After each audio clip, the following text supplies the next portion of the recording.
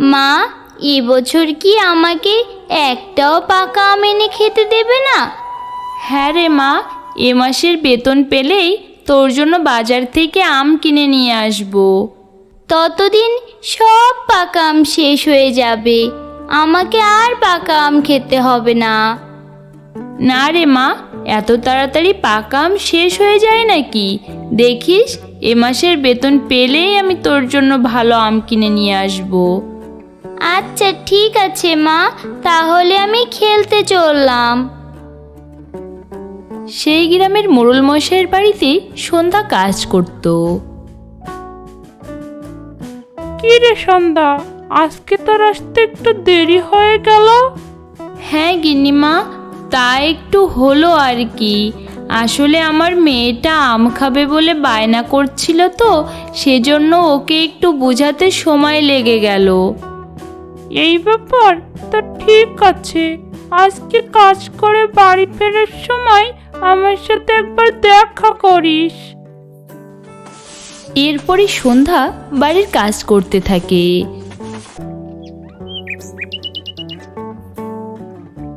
সব কাজ হয়ে গেলে বাড়ি ফেরার আগে মোড়ল গিন্নির কাছে গেল। গিন্নিমা, আজকের মতো সব কাজ হয়ে গিয়েছে, তাহলে এবার আমি বাড়িতে যাচ্ছি। সন্ধ্যা, দেখ ওই ঝাঁপিতে দুটো পাকা আম রয়েছে, ওই আম দুটো নিয়ে যা, তুই আর তোর মেয়ে মিলে খাস। মোড়ল মশাইয়ের বাড়ির সামনেই এক মস্ত বড় আম গাছ ছিল। সেই আম গাছে প্রচুর আম হতো, আর আমগুলো খেতে ছিল খুবই মজার।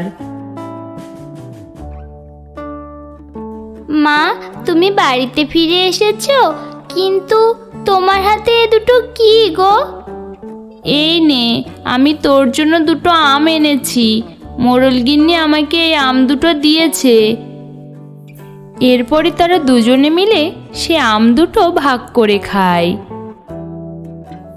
বাহ মা, এই আমটা খেতে তো খুবই সুন্দর, কিন্তু আমার যে আবারও খেতে ইচ্ছে করছে।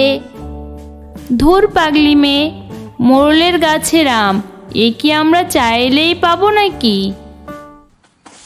এরপরে একদিন সন্ধ্যা মোড়লের বাড়িতে কাজ করছিল।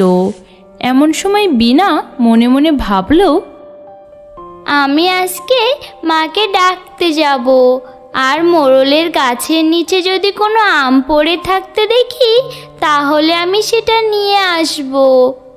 বিনা চিন্তা করে মোড়লের বাড়িতে গেল তার মাকে ডাকতে। সে গিয়ে দেখে গাছের নিচে অনেকগুলো আম পড়ে রয়েছে।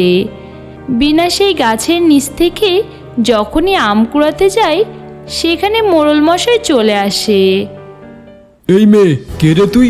আমার বাড়িতে এসে আমার গাছের আম চুরি করছিস? না না মোড়ল মশাই, আমি আম চুরি করতে আসিনি। চুপ, আবার মুখের ওপরে কথা, মেরে একদম তো দাঁত ভেঙে দেব। তখন সন্ধ্যা সেখানে আসে। কি রে বিনা, তুই এখানে কি করছিস? না মা, আমি পাশের মাঠে খেলতে গিয়েছিলাম, তাই ভাবলাম তোমার সাথে আজ বাড়িতে ফিরবো, তাই তোমাকে ডাকতে এসেছিলাম। আচ্ছা, তাহলে এটা তোর মেয়ে? এই মেয়ে, তাহলে আমগুলো ওখানে রাখ, রেখে তোর মায়ের সাথে বাড়ি ফিরে যা। এরপরে বিনা মন খারাপ করে সে আমগুলো সেখানে রেখে তার মায়ের সাথে বাড়িতে ফিরে যায়। মা, আমাদের মোড়লটা কত শয়তান, ওর গাছে কত আম, মাটিতে অনেক আম পড়ে আছে। আমি কিনা দুটো আম হাতে তুলতেই সে আমাকে চোর বলল। মন খারাপ করিস নে মা, গ্রামের মোড়ল তো, তাই একটু অহংকার। এরপর একদিন মোড়লের সেই আম গাছে এক পাখি এসে আম খেতে থাকে। হাই হাই, পাখিটা আমার গাছে সব আম খেয়ে গেল। এই কে কোথায় আছিস? তাড়াতাড়ি এসে পাখিটাকে তাড়া। তখন মোড়লের একটা লোক এসে পাখির গায়ে একটা ঢিল ছুঁড়ে মারে। তাতে করে সেই পাখিটা অনেক আঘাত পায়।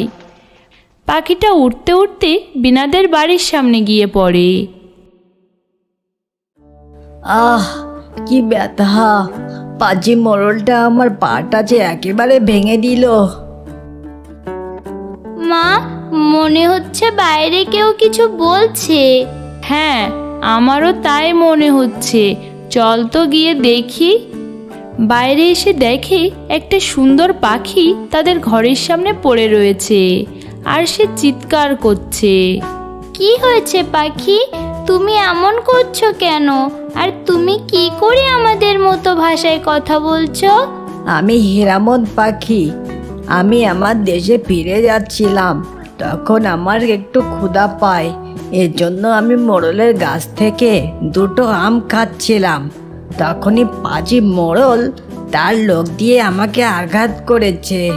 আমি আর ব্যথা সহ্য করতে না পেরে এখানে এসে পড়েছি। কই দেখি তোমার কোথায় লেগেছে? এরপর বিনা সেই হীরামন পাখিটাকে তার মায়ের সাথে ঘরে নিয়ে যায়। বিনা, তুই হীরামনকে দেখিস। আমি তো সারাদিন মোড়লের বাড়িতে কাজ করি, তুই একে দেখে রাখিস। আর ভুল করেও যেন মোড়লের ওই আম গাছের কাছে যাস না। এরপর সন্ধ্যা কাজ করতে চলে যায় আর বিনা হীরামন পাখিটার দেখাশোনা করতে থাকে। এভাবে বেশ কিছুদিন কেটে গেল। হীরামন এখন সুস্থ হয়ে গিয়েছে। বিনা, এবার তো আমাকে দেশে ফিরে যেতে হবে। তবে যাওয়ার আগে আমি তোমার মনের আশা পূরণ করে যাব। এই বলে হীরামন সেখান থেকে উড়ে গেল।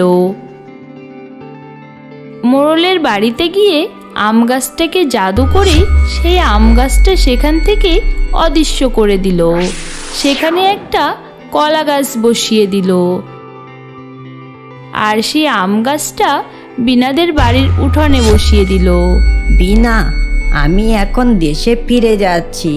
তবে মনে রেখো, মোড়লের এই আম গাছটা আজ থেকে তোমাদের হয়ে গেল। আর এই আম গাছটাতে প্রত্যেক দিন একটা করে সোনার আম ধরবে। সেটা বেচেই তোমরা অনেক সুখে শান্তিতে থাকতে পারবে। এই বলে হীরামন উড়ে তার দেশে ফিরে গেল। পরদিন সকালে তারা ঘুম থেকে উঠে দেখে যে গাছে সত্যি একটা সোনার আম চকচক করছে। মা, এই দেখো, হীরামন পাখির কথা মতো সত্যি গাছে একটা সোনার আম ধরেছে। আমাদের জীবন হেসে খেলে কেটে যাবে। হ্যাঁ মা, তুই একদম ঠিক কথা বলেছিস। সবই ঈশ্বরের কৃপা। এরপর মোড়ল মশাইয়ের বাড়িতে সন্ধ্যা কাজ করতে যাচ্ছে না দেখে, না, এই সন্ধ্যার আবার কি হলো? আজকে কাজে আসলো না। এই কে আছিস? দেখ তো সন্ধ্যার কি হলো। মোড়ল মশাই লোক পাঠালো তার বাড়িতে। কি গো সন্ধ্যা বৌদি, আজকে কাজে গেলে না যে? না গো অশোক দাদা, আজ থেকে আর কাজে যাব না। তখন অশোক খেয়াল করলো তাদের উঠানে একটা বড় আম গাছ। আম গাছটা দেখতে একদমই মোড়ল মশাইয়ের আম গাছের মতো। তোমরা আবার আম গাছ কবে লাগালে? আর এটা তো দেখতে একদম মোড়ল মশাইয়ের গাছের মতো। একথা বলে অশোক সেখান থেকে মোড়ল মশাইয়ের বাড়িতে ফিরে গেল। মোড়ল মশাই, সন্ধ্যা বলেছে সে আর কাজে আসবে না। আর আমি অবাক হলাম যে তার উঠোনে একটা বড় আম গাছ, আর সেটা দেখতে একদম আপনার গাছেরই মতো। না না, আমি যতটুকু জানি তার বাড়িতে কোনো আম গাছ ছিল না। আর আমার আম গাছটাও তো দেই। সেখানে না জানি কি করে একটা কলা গাছ চলে এসেছে। তাহলে মনে হয় ওরাই আমার গাছটা চুরি করে নিয়েছে। এই চল তো তোরা আমার সাথে চল। এই বলে মোড়ল মশাই তার লোকজন নিয়ে সন্ধ্যাদের বাড়িতে গেল। মোড়ল মশাই, এই যে সেই আম গাছটা। হ্যাঁ, এটা তো আমারই আম গাছ, কিন্তু এরা এটা কিভাবে চুরি করলো? তখন সন্ধ্যা ও বিনা তাদের ঘর থেকে বাইরে আসলো। না না মোড়ল মশাই, আমরা গাছটা কোথাও থেকে চুরি করিনি। এই গাছটা আমাদের হীরামন পাখি দিয়েছে। একদম মিথ্যা কথা বলবি না। এই তোরা আম গাছটা গোড়া মেরে কেটে বাড়ি নিয়ে চল তো। যখনই মোড়লের লোকজন আম গাছটা কাটতে গেল, তখনই ঘটল এক আশ্চর্য ঘটনা।